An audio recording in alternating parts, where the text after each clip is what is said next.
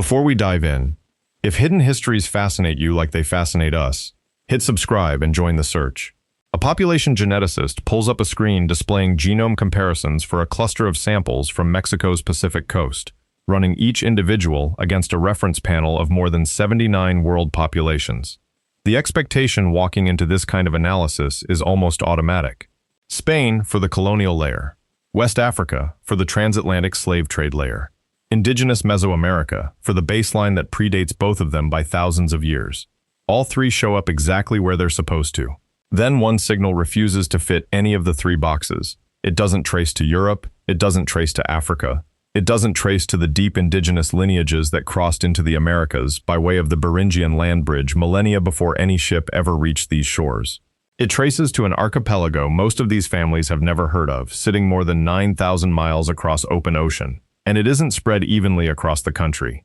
It clusters hard along a single strip of Pacific coastline, a corridor, not a nation. This DNA didn't arrive on a plane. It didn't arrive with a modern migrant filling out paperwork last year, or even last century. Researchers dating the admixture place its arrival on wooden ships, centuries before anyone in these families' living memory, sailing a trade route that most people, even most Mexicans, have never heard named in a classroom. If you've never heard of the ship route that connected Mexico to Asia for 250 years, how is it still sitting inside living people's DNA today? Every Mexican schoolchild learns some version of the same origin story. It's called mestizaje, the blending of three ancestral lines into one nation. Indigenous Mesoamerican, European, African, three continents, one people. That's the textbook. The indigenous layer runs deepest. It traces back to founder populations that crossed from Siberia roughly 15 to 20,000 years ago, arriving in multiple waves rather than a single migration. The ancient root system beneath everything that came after. The European layer arrived far more recently and far more violently, concentrated between 1521 and 1821. 3 centuries of Spanish colonial rule that left its heaviest genetic mark in the Central Highlands and urban centers, almost entirely Iberian in origin. The African layer is the one most textbooks rush past. More than 200,000 enslaved Africans were brought into New Spain between 1519 and the 1640s, concentrated along the Costa Chica of Guerrero and Oaxaca and the Gulf port of Veracruz, a population that colonial and later national census categories quietly erased on paper, folding black identity into broader mixed-race labels until it became genetically real but administratively invisible. Large-scale genomic studies, most foundationally the Mexican Genome Diversity Project led by Silva Zolezzi and colleagues and published in PNAS in 2009, mapped this admixture at a national scale, roughly 60% indigenous ancestry, 30% European, and somewhere between 5 and 10% African, with enormous regional swing, Yucatan skewing heavily indigenous, Veracruz carrying a stronger African signature, the north leaning more European. 3 continents, 3 ancestries, 1 blend. That's the complete picture. That's the story in every textbook. Except one coastal population kept turning up a 4th signal nobody had budgeted for. Here is where it gets complicated. Zoom into the specific dataset where that 4th signal first surfaced, and it isn't diffuse or ambiguous. It's concentrated in samples from the Costa Chica region and the port-adjacent communities historically tied to Acapulco, and it reads as East and Southeast Asian ancestry, genetically distinct from, and far more recent than, the ancient Beringian lineages that define the indigenous baseline. This isn't a signal from 10,000 years ago. This is admixture with a date on it, one that researchers can place within a specific historical window rather than deep prehistory. The mechanism has a name, and it belongs to one of the longest-running trade operations in human history, the Manila Galleon route, connecting Acapulco to Manila from 1565 to 1815. 250 years of continuous operation, the single longest-running trade route in the world at that point in history. Think of it as a genetic pipeline as much as a commercial one, a channel that carried goods across an ocean, but also carried people and left a permanent trace behind in the people who stayed. Across that quarter millennium, dozens of galleon crossings a year moved thousands of people west to east across the Pacific, sailors, merchants, stowaways, and enslaved or indentured laborers of Asian origin, documented in colonial records under the catch-all term Chinos, a label that lumped together Filipino, Chinese, and other Asian origin individuals regardless of actual origin. Many of them never sailed home. Colonial-era records point to thousands of Asian-origin settlers establishing themselves permanently in and around Acapulco and the surrounding coast over the trade's lifespan. A population large enough, sustained over long enough, to leave a genetic signature still detectable in living descendants centuries later.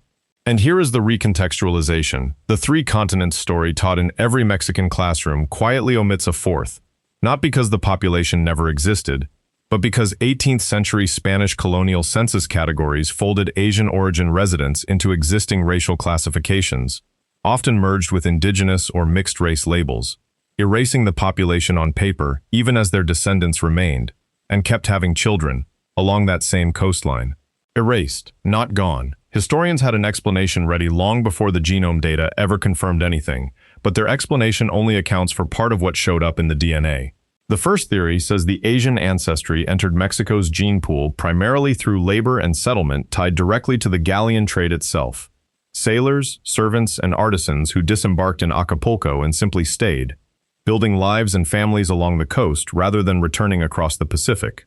Researchers are careful to frame this as the most probable explanation given the evidence, not a settled certainty, since so much of the paper trail from that era is fragmentary or was never kept in the first place. The numbers support at least the outline of it. Galleons made the Manila to Acapulco crossing roughly once or twice a year across the full 250-year run, each ship carrying several hundred people. A cumulative flow that historians estimate reached into the thousands of permanent Asian origin settlers by the time the trade ended. Acapulco's own colonial-era neighborhood, known as the Barrio de los Chinos, stands as physical, archival evidence that this wasn't a rumor. An entire district built around exactly the population the genetics now confirms. But the theory has a limitation, and it's not a small one. It explains how people got to the coast and roughly how many of them there were. It doesn't explain why the genetic signal concentrates so heavily in specific communities rather than spreading evenly along the whole trade corridor. And it doesn't explain why some inland communities, places with no direct galleon contact at all, still carry a detectable trace of the same ancestry. The galleons explain how the DNA got to Mexico's shore.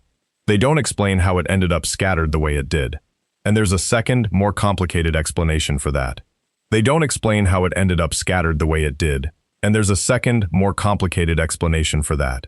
It has less to do with how people arrived and everything to do with what happened after they stopped arriving. The Manila Galleon trade ended in 1815, cut off when Mexican independence severed the colonial trade monopoly that had kept the route alive for 2.5 centuries. But the communities that had formed around it didn't scatter and blend evenly into the wider mestizo population the way the textbook model might predict. In many coastal towns, they stayed put, intermarrying within a tight radius, socially and geographically isolated for generation after generation. Think of it less like a drop of dye stirred evenly through a glass of water, and more like a drop that landed on a paper towel and simply sat there, soaking deeper into the same small patch of fibers instead of spreading. Population geneticists know this pattern by a specific name, founder effect concentration. In small, relatively closed populations, a distinct ancestry signal can actually preserve itself at higher percentages after 5 to 8 generations of this kind of endogamy than an evenly mixed model would ever predict. Mexico is roughly 8 to 10 generations removed from the end of the Galleon era. The math lines up almost too neatly.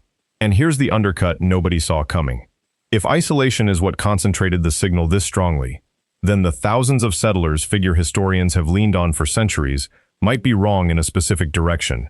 Not too high, but too low. A genetic signal this concentrated could mean either a smaller number of settlers locked in unusually tight isolation or a considerably larger original population than colonial record keepers ever wrote down. And colonial record keeping for non-European, non-African populations was notoriously incomplete. A bureaucracy built to track land and labor, not to accurately count the people doing it. Researchers are careful to frame this as a plausible explanation for the concentration pattern, not a settled figure, since the demographic modeling still leaves real room on both sides. That's the version historians and geneticists mostly agree on. But one more explanation exists, and it's the one nobody wants to fully commit to. Here is where the story stops being tidy. The third theory, and the one most researchers are hesitant to say out loud without heavy qualification, is that some of this signal might not come from the Galleon era at all. It might be older, much older.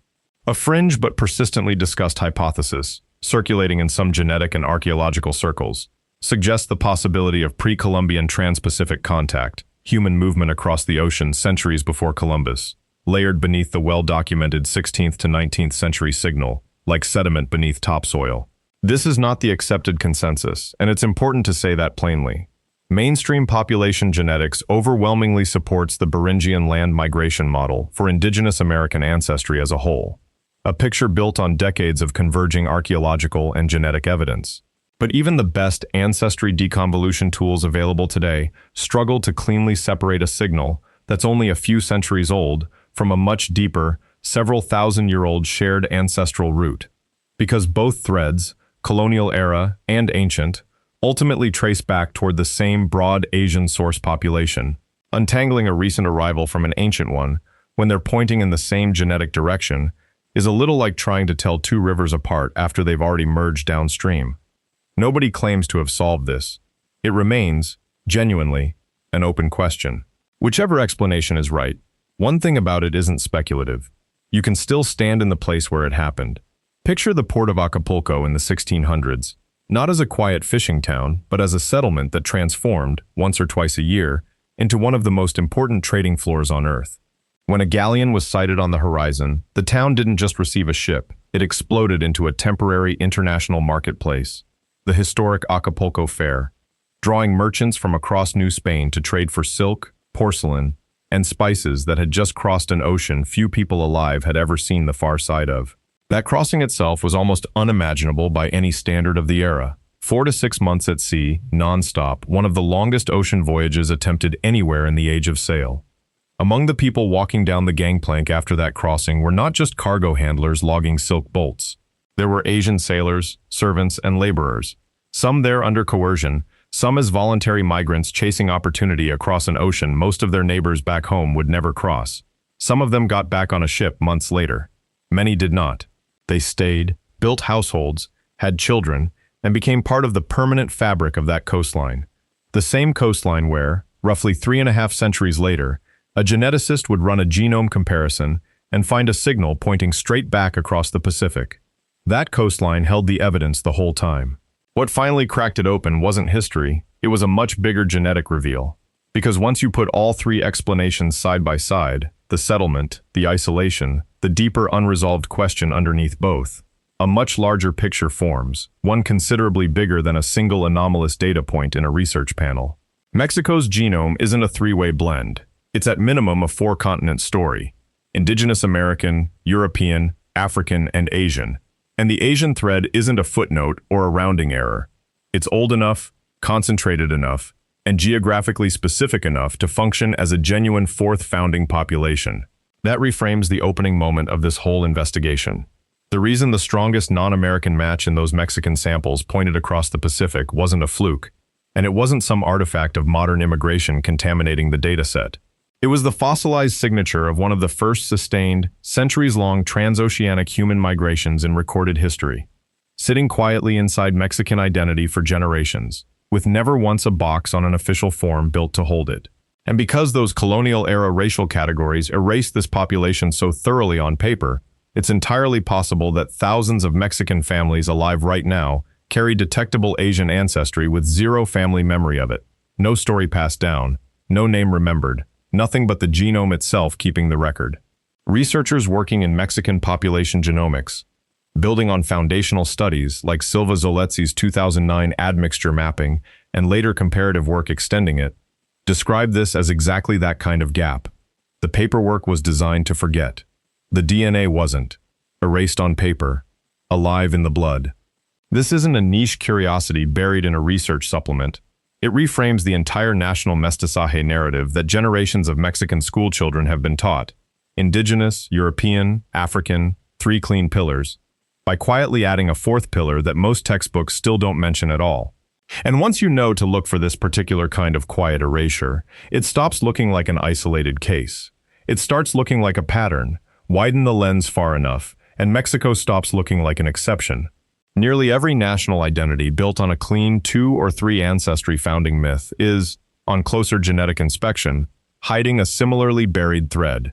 Erased not because the people weren't there, but because the paperwork of the era never had a category built to hold them. A form can only record what its designers thought was worth counting. DNA doesn't ask a census form for permission. It persists in bloodlines whether or not any government official ever wrote it down, indifferent to which boxes existed on which century's questionnaire. For the descendants living today along the Costa Chica and the coast around Acapulco, this isn't an abstract research finding filed away in a supplementary table. It's a missing chapter of family history, one that may never come back as a name, a face, or a story passed down at a kitchen table, only as a percentage on a genetic report confirming that something real happened here, to real people, and was never written down. Scientists compared Mexican DNA to populations across the entire planet, expecting the closest non-American match to land somewhere familiar. It didn't. It landed 9,000 miles away, across an ocean, on a trade route most people have never heard of, and the paperwork never told them why. Somewhere along that same stretch of coastline, someone's genome is still holding the sentence the archive never finished writing.